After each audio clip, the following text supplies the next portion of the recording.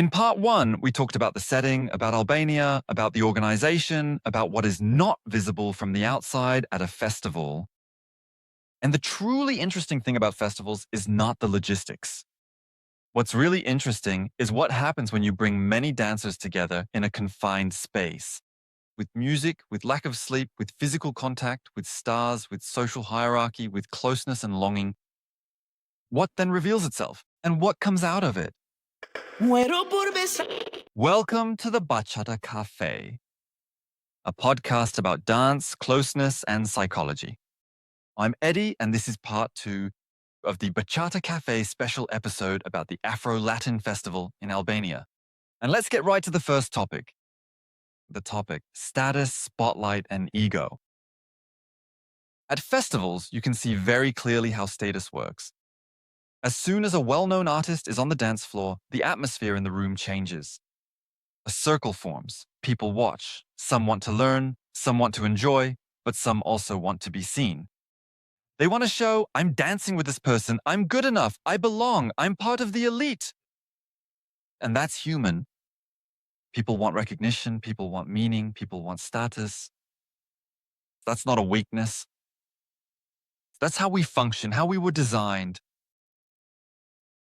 But that's exactly where the dance changes. Then you're no longer dancing for connection, you're dancing for effect. Because connection asks, does the other person feel safe? Are we together in the music? And the ego, it asks, how do I look? Yeah, who's watching? Am I getting attention? And at festivals, these worlds constantly collide. One world seeks genuine connection, and the other seeks validation. And from the outside, it might look similar, but in your body, it feels completely different. A dance born from connection brings calm. A dance born from ego makes you hungry. And afterwards, you crave even more attention, even more validation, even more spotlight. And that's exactly why festivals are so fascinating. They don't just show who dances well, they show who needs to be seen. And that brings me straight to the artist encore. And this one scene was very symbolic for me. An artist, and I'm deliberately not mentioning the name because everyone really knows him. The performance was actually already over. He had given his demo. People were already starting to leave. The energy wasn't such that you could feel, wow, everyone absolutely wants an encore now. And then he simply gives himself an encore. He looks around, not with his hands, but upwards. And then he asks, do you want one more? Do you want one more? So he just shouts, Otra, Otra, but with a question mark. And of course, then the people shout, Otra. What else are they supposed to do? No one is going to shout no now. Out of politeness, out of peer pressure, out of the mood, people just go along with it. And I experienced it differently at the BSWC in January this year. Be sure to listen to that episode if you haven't already. Special episode number 1. There, people really wanted to see more. They shouted on their own initiative. And that's the difference. If it was really good and people want it, then it happens all by itself. And you don't have to force it artificially. And for me, that scene didn't have the energy of, the crowd really wants me back now. It just had the energy of, I want to be cheered on again. I need validation. I want to show that I'm the greatest. Okay, maybe he just needed a video for his collection. Maybe there's also fear behind it. My place in the scene could be gone tomorrow. Sure, and there's some truth to that because artists live off people celebrating them. And it could all be over tomorrow. But this artist has gotten his validation several times over the past few days. And this artist is also constantly booked out, just as a side note. And he kept asking people if they appreciated him. And he kept pushing himself into the spotlight. And for me, does it come from fear, from greed? And also self-promotion rather than genuine giving. And you can just feel that. He also delayed the artist who was supposed to teach afterwards by giving this encore. And I find that disrespectful. I'm so important that I just let the others wait. And that's exactly why this scene was so interesting. Because it is a perfect symbol of festival ego. And of course, an artist is allowed and supposed to hype up the crowd. Of course, an artist is allowed to generate energy. Of course, you can let yourself be celebrated when the vibe is really there. But if you organize applause for yourself, even though people are actually already leaving, then it no longer comes across as confident. It comes across as needy. And basically, that's the same dynamic you see on the dance floor. Some people don't dance because they feel it. They dance because they want to be seen. Some people don't enjoy the moment. They need validation. And that's exactly what that encore scene was for me. Not music, not magic, but ego with a microphone. And what always bothers me at festivals is arrogance. Not in everyone, but in enough people that you notice it. Some confuse dance skills with human worth. They act as if someone is worth less just because they can't dance as well. And that's often subjective anyway. And that's really, really weak. Of course, no one has to dance with everyone. Everyone is allowed to choose who they dance with. Everyone is allowed to protect their energy. Everyone is allowed to say no. But how you treat someone says a lot about your own character. You can decline politely, or you can make someone feel like they're beneath your level. And that's exactly what's ugly. Because bachata thrives on connection, but some people use bachata to feel superior. And then it's no longer a dance, it's just ego in a pretty package. And you can see that with some people who just throw out moves. A lot of movement, a lot of show, a lot of energy, but little feeling. From the outside, yes, briefly impressive. But if you take a closer look, there's no calm, no depth, no listening, no real connection. And that is precisely the reason why. My own personal standard of evaluation is gradually becoming less and less focused on how many technical moves someone is able to perform, and much more about how the other person feels after the dance is over. Feeling much calmer, freer, vibrantly more alive, seen and completely safe and secure. Or perhaps stressed, used, deeply overwhelmed by everything, and tossed around. And that's the difference between good dancing and ego dancing. Topic number 2, dance crushes and the festival rush. Now we're really getting to an exciting topic, and it's actually one of the most exciting topics. Dance crushes at the festival. But first, let's define it. A dance crush is when you dance with someone and have a really good connection. And you enjoy dancing with this person more often and for longer, or want to. There are some people who define this quite simply as dance chemistry. I'm talking now about the version where romantic interest also develops. You know what I mean? At a festival, this feeling can seem much stronger than it would in everyday life. Why? Because the whole context opens you up emotionally. You're not in your normal everyday life. You're by the sea. You're sleeping little. You're dancing a lot. At the same time, you're physically exhausted and socially stimulated. There's music all the time. There's physical contact. You're surrounded by beautiful people. Maybe you have that sunrise, that beach vibe, that nighttime energy. Maybe also alcohol, coffee, adrenaline, dopamine. And that's a perfect cocktail for emotional projection. Because your nervous system is charged up. And suddenly a dance feels huge. As if it was something special. A glance feels deeper. A smile lingers in your mind longer. A touch resonates emotionally. And sometimes there really is something special. But sometimes you're not falling in love with the person. You fall deeply in love with the entire state of being, with the rhythm of the music, with the profound sense of closeness, with the heavy tiredness, with the vastness of the sea, and with the incredible feeling of truly being alive. You fall in love with that specific beautiful version of your own self that you are in that exact moment. I experienced this myself at this festival, and actually both things happened right next to each other.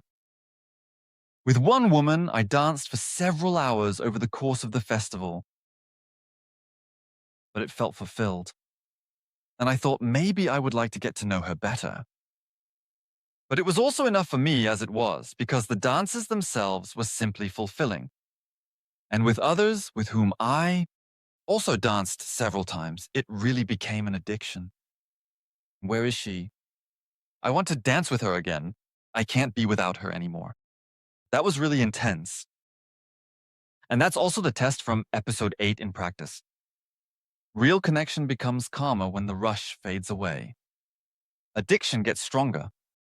Real connection feels warm and nourishing. It satisfies you. But addiction makes you hungry. Real connection gives you peace. Addiction makes you restless. And if after a dance you think, wow, that was beautiful, I feel fulfilled, then it was probably real connection. Real connection. If afterwards you think, I need more, why is she dancing with him now? Why isn't she looking over anymore? Then often it's not connection that's active. Then it's your attachment system that's activated. And festivals are masters at activating attachment systems. And that's why, after a festival, you often have to ask yourself, or you have to be very careful. And the question isn't, was it intense? The question is, does it remain real when the festival context is gone? And we've discussed this in detail in the last episodes. In episode 5, Dance Crushes, all the way to episode 8, The 5 Signals. And at a festival, you experience all of this at once and in concentrated form. And I recommend you listen to those episodes if you haven't already, because there's really a lot behind them, and you can take away a lot from them. And if you like this analysis, subscribe to the Bachata Cafe so you don't miss the most exciting part next week. Let's move on to the third topic, sleep as a dance technique. Now it's getting interesting. I already talked about festival strategies in the BSWC special, and at this festival, I tested them again. And the result is the same as back then. At festivals, sleep is almost treated like a weakness. You want to experience everything. Somehow you do. FOMO, workshops, socials, pool parties, artists, main parties, after parties, sunrises, sunsets. But your body thinks differently. It doesn't care how expensive your ticket and the whole trip was, or which artists are there and which parties are happening. I need recovery. I need rest. And if you don't give it to me, you'll pay for it. Not necessarily right away, but later. And 1.5 hours of sleep before the festival or between the nights just destroys you. So you're awake, you still function, you can laugh, but you're not fully present. The brain processes things more slowly. And your attention and concentration decrease. And your mood shifts more quickly. Your performance and coordination get worse. Your body becomes more prone to injury. The body stiffens and gets more tense. And above all, you are less present. And bachata is all about presence. When your nervous system is depleted, you can't maintain a deep connection. You can dance mechanically, but that subtle perception, that real feeling, it fades. And I have experienced this myself. I haven't danced for 10 days since I got back, because after the festival, I had knee pain and was overstrained. I had to go to the osteopath, who had to realign me and release all the tension. And even though I slept normally in the days after, 8 to 10 hours, no sports activities, my body just couldn't get rid of these injuries because it didn't get the right care during the festival. And there are only 2 strategies that really work. Either you attend the workshops and the day socials, or you go to bed by 2 at the latest and then get your 6, 7, or 8 hours of sleep. And then you get up again, let's say at 10, but you didn't go to the main party. So no main party, which usually starts at 11 and goes until 6 in the morning. Or you skip the workshops, sleep from 8 in the morning until, I don't know, 3 in the afternoon, and then you do the day socials, the evening party, and the after party. But you can't do everything. And this fragmented sleep, it really wears you out. You're tired, you can't concentrate, you're not recovered. And that's exactly why quality sleep is such an essential and fundamental dance technique. Regeneration is dance technique. Listening to your body is dance technique. That's part of dance technique. Because if you're not feeling good, you can't really dance well either. Not at the level where dancing becomes beautiful, but only at the level where you're just barely functioning. That's also something that always annoys me at festivals. The timing. Why does prime time always start at 3 a.m.? The real party often doesn't get going until really late. Officially, the party always starts at 11 p.m., but the artists usually don't show up until around 2 a.m. or later. And prime time is somewhere between 2 or 3 and 4, roughly between 2 and 4. And after that, it just dies down. Then the artists are gone too. And the artists, they have to teach the next morning, often at 10, 11, 12, depending on the schedule, and depending on what kind of festival it is, and so on. And I really wonder now, why has it become so established? Everyone sleeps too little. Artists, the people, the dancers who participate. Everyone is physically exhausted. And yet this culture persists. The later you arrive, the more important you seem. And it really has become established that the good dancers, well, they only show up at 2. That also has something to do with status again. And the beginners show up at 11. Or the fools, I don't know, I probably belong to the fools. And I also don't know, and I just don't understand why no one changes this. Why don't the artists come at 12? And then people could leave at 2. Everyone would get more sleep, the mood would be better, the workshops would improve, everyone would benefit. Of course, dancing until sunrise has something magical about it. I don't want to downplay it. But there are those moments. When it gets light, the music is playing, you're still in your body and you think, yes, that's exactly why I love this. But at the same time, it's also a curse. You oversleep. Workshops, you're less focused, you might miss out on some cool events, happenings, opportunities, or whatever during the day. You're physically drained, you're less social, you're more prone to injuries, and you pay for this magic with your performance. And that's why I think you have to make much more conscious decisions at festivals. Do I want to experience everything, or do I really want to enjoy the right things? Sometimes less festival is actually more festival. By the way, the audience was on average about 30 to 40 years old, so it was more of an older crowd. And that gave the festival a certain calmness, different from other events. And I found that very interesting to observe. Topic number 4, Bachata versus Kizomba. Also interesting was the dynamic between Bachata and Kizomba. So the festival was actually more of a Kizomba festival. And at the festival, the scenes sometimes mixed together. So the Kizomberos came to the Bachata parties, and some Bachateros also mingled with the Kizomberos. And I thought that was nice. And this mixing gave the festival a good vibe. Some people even tried it out for the first time. Like some Bachateros, women, went over to Kizomba and let themselves be led there. Kizomba ladies came to Bachata and said, I only dance Kizomba, I've only danced Bachata, but then let themselves be led there as well. But at the same time, I think Kizomba feels socially different. In Kizomba, I had the impression that there are a lot of attractive women, sometimes even more than in Bachata. A lot of body control, a lot of closeness.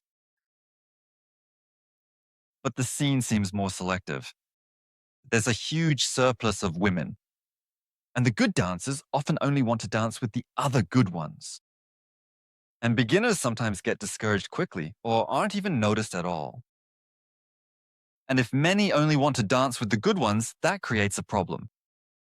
The scene becomes attractive on the outside, but on the inside, it gets tighter. And in the long run, it weakens the dance because every scene needs newcomers. And if beginners don't feel welcome, they leave again. And bachata has a real advantage. Not perfect. Of course, there's ego, arrogance, and status games in bachata too. But overall, bachata seems more accessible. There's more mixing of levels. More beginners, more playful energy, more visible joy. More people feel like I'm allowed to join in here. And that is a huge factor. And maybe that's also one of the reasons why bachata is growing so rapidly. Not just because of the music, not just because of the closeness, but because the social barrier to entry is lower. And people feel more quickly, I belong here. And that feeling is extremely powerful, not just in terms of dancing, but also socially. And it probably also adds to it that you get better very quickly in bachata as well. And Kizomba takes a bit longer for that. It's not exactly more complicated, but it is more demanding. And in general, I just remembered at the festival there was a surplus of women. I think it was 55% women who bought tickets. Also, very interesting. So festivals don't just show you how to dance, they show you why you dance. And sometimes they show you things about yourself that you'd rather not see or don't want to see in everyday life. And before you keep scrolling, subscribe to Bacala Cafe. Your brain does it automatically anyway when something is good. Trust the impulse. Question for the comments. Have you ever experienced that too? Experienced it? That festival high where a dance feels so much bigger than in everyday life? Was there real connection or was it just the context? Part 3 will be the most personal. Melvin, the dance lessons I'll never forget and what I truly take away from them. That was the Bachata Cafe. I'm Ali. See you in part 3. If you enjoyed this episode, send it to a dancer from your bachata community. Write me in the comments what your thoughts are on today's topic. And if you want to learn more about bachata, connection, and psychology, follow the Bachata Cafe. If you want to be part of the Bachata Cafe community, we'll see each other on the dance floor.